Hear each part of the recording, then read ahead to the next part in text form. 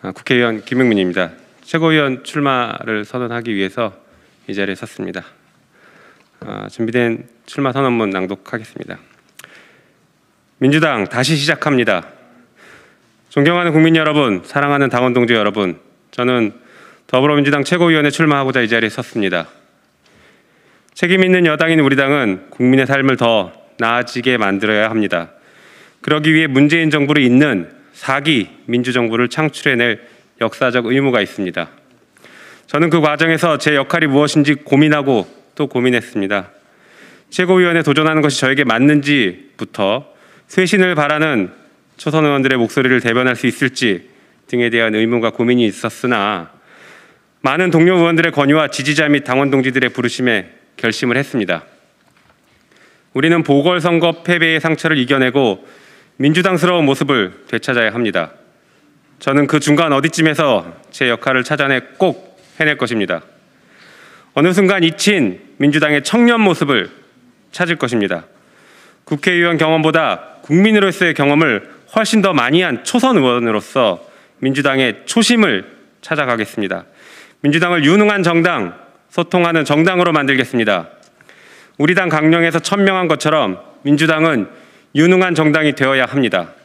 개혁, 민주당이 해야 할 개혁을 모두 묵묵하게 해야 합니다. 개혁과 민생은 서로 다른 것이 아닙니다. 개혁을 통해 민생을 챙기는 것이고 국민의 삶이 윤택해지고 편안해지기 위해 개혁을 해야 합니다. 개혁은 우리 사회의 불공정을 해소하기 위한 것입니다. 정치개혁, 검찰개혁, 언론개혁, 사법개혁, 부동산 관련 개혁, 불평등 문제 등 이런 문제들을 포함한 다양한 개혁 작업은 우리 사회의 불공정성을 해소하기 위한 것입니다. 공정성을 회복해서 국민들이 억울하지 않아야 하고 재난 앞에 국가의 존재를 체감할 수 있어야 하며 민주당이 국민의 삶의 희망을 제시해야 합니다.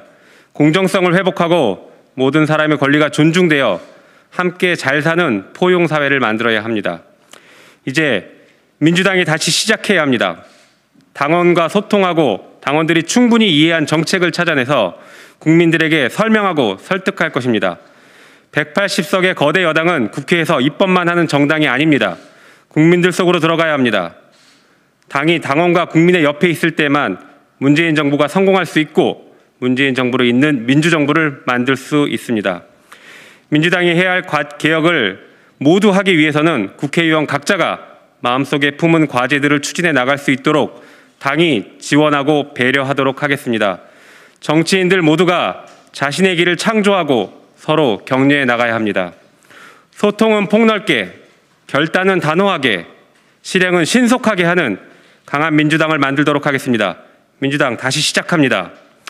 마지막으로 오늘은 세월호 참사가 발생한 지 7년이 되는 날입니다.